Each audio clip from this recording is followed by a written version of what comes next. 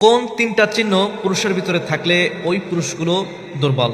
এক নম্বরে, যেই পুরুষ বাহিরে মানুষের সামনে তার স্ত্রীকে ছোট করে কথা বলে বা বাহিরের মানুষের সামনে তাকে খাঁচা করে, বাইরের মানুষের সামনে স্ত্রীকে অপমান করে। অনেক পুরুষ রয়েছে দেখবেন যে বাহিরের মানুষ তার আত্মীয় স্বজনের সামনেই স্ত্রীকে ছোট করে কথা বলে, তুই তুকারি করে অপমান করে কথা বলে, ওই স্ত্রীকে অসম্মান করে, স্ত্রীকে সম্মান দেয় না। ওই সমস্ত পুরুষ শারীরিকভাবে শক্তিশালী থাকলেও ইসলামের দৃষ্টিতে ওই পুরুষ হলো দুর্বল পুরুষ, ওই পুরুষ হলো মেরুদণ্ডহীন পুরুষ। আমাদের সমাজের ভিতরে অনেক পুরুষ রয়েছে দেখবেন এরকম, নিজেদের ক্ষমতা জাহির করার জন্য মানুষের সামনে টাইট দেয়, বলে যে একটু মাঝে মধ্যে না দিলে হয় না। এরকম সমাজের ভিতরে আছে না?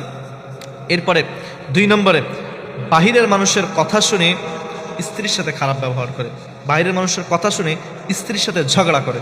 অনেক পুরুষ দেখবেন যে বাহিরের মানুষ একটা কথা বলেছে, সেটার বিচার না করে বা সেটার কথা না শুনে যে কি হয়েছে না হয়েছে এটা ভালো মন্দ বিচার না করেই স্ত্রীর সাথে ঝগড়া বিবাদে লেগেছে। অনেক মানুষ কিন্তু এরকম রয়েছে দেখবেন সমাজের ভিতরে। এরপরে 3 নম্বর এবং সর্বশেষ হলো, অনেক মানুষ দেখবেন যে পাড়া প্রতিবেশীর, অনেক পুরুষ রয়েছে, অনেক পুরুষ পাড়া প্রতিবেশীর কথা শুনে স্ত্রীর সাথে সম্পর্ক পর্যন্ত নষ্ট করে ফেলে। অনেক রয়েছে মা বোনের কথা শুনে বা আত্মীয় স্বজনের কথা শুনে স্ত্রীর সাথে সম্পর্ক নষ্ট করে ফেলে। অনেক পুরুষ রয়েছে। এই পুরুষগুলো সমাজের ভিতরে শক্তিশালী হলেও, দৈহিকভাবে শক্তিশালী হলেও, এই পুরুষগুলো ইসলামের দৃষ্টিতে হলো মেরুদণ্ডহীন পুরুষ, যাদের বিবেক বুদ্ধিগুলো কম। একটা বিষয় হয়েছে, আপনি আগে এটা বুঝুন, 2 পক্ষ থেকে শুনেন, এরপরে আপনার কোনটা সঠিক কোনটা বেঠিক এটাই এরপরে আপনি ফাইন্ড আউট করেন। অনেক মানুষ রয়েছে যে বোঝার আগেই অপরাধ করে ফেলে, আগে 2 ঘা বসাই দেয়। এরকম মানুষ আছে না নাই? 1 নম্বর কি, বাহিরের মানুষের সামনে স্ত্রীকে অসম্মান করা।